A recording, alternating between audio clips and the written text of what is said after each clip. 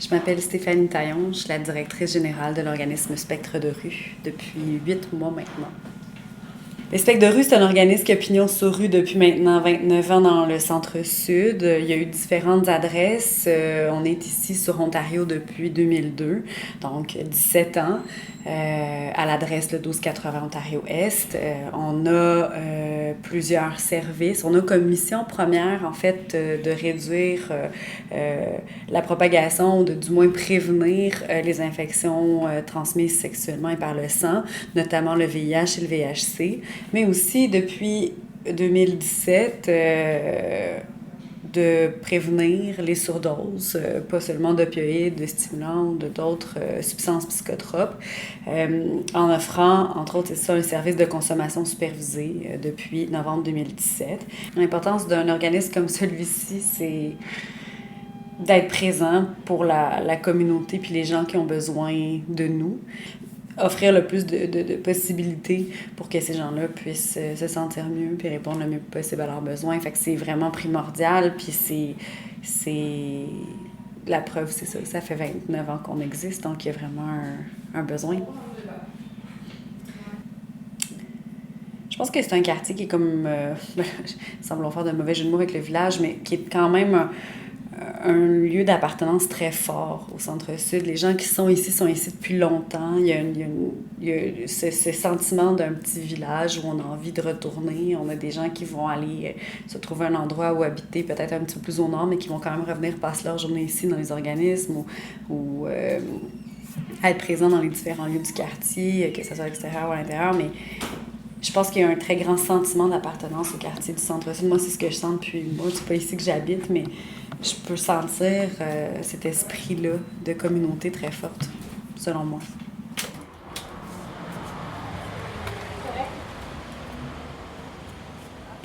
Les gens, les personnes qui utilisent nos services, qui viennent à Spectre de rue, qui ont envie d'être ici, oui, c'est sûr que...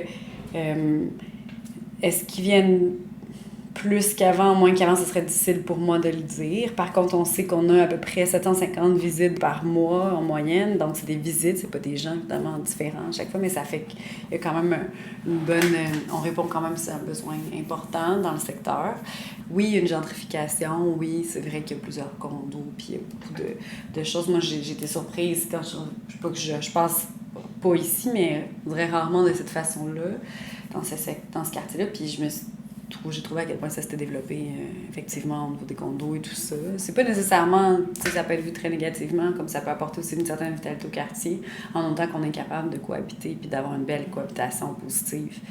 Mais je pense qu'il faut continuer à nous mettre d'une autre puis à agir avec diligence, puis respect, considération pour chacun. Puis je pense que si nous, on le fait, on montre un bon exemple pour que les autres le fassent aussi. Puis on invite la collaboration, on invite la discussion, on invite la... Moi, je pense que c'est ma philosophie, puis c'est comme ça que je veux qu'on continue à avancer.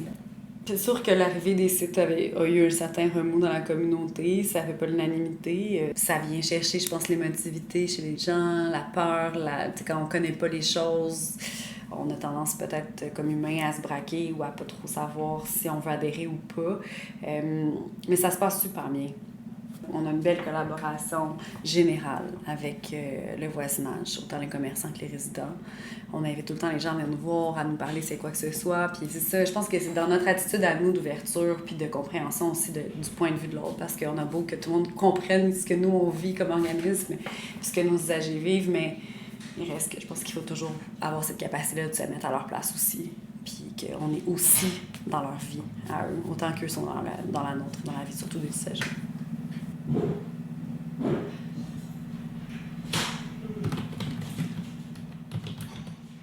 J'ai beaucoup de souhaits pour le quartier.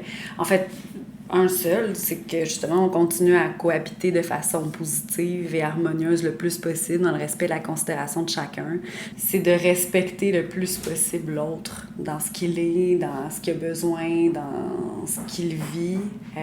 La tolérance, beaucoup de tolérance. C'est un mot qu'on utilise beaucoup, que parfois je trouve un peu too much, mais le vivre ensemble, ça veut quand même tout dire, même si il n'est pas toujours super bien utilisé, mais c'est ça aussi, tu sais, ça a l'air simple, mais c'est tellement complexe. Puis je pense que, tu sais, pour être dans l'ouverture, si chacun se regarde un peu, puis regarde un peu, tu sais, qu'est-ce que je peux faire pour que cette communauté-là devienne plus harmonieuse, malgré la diversité, puis malgré le fait que chacun a ses réalités propres.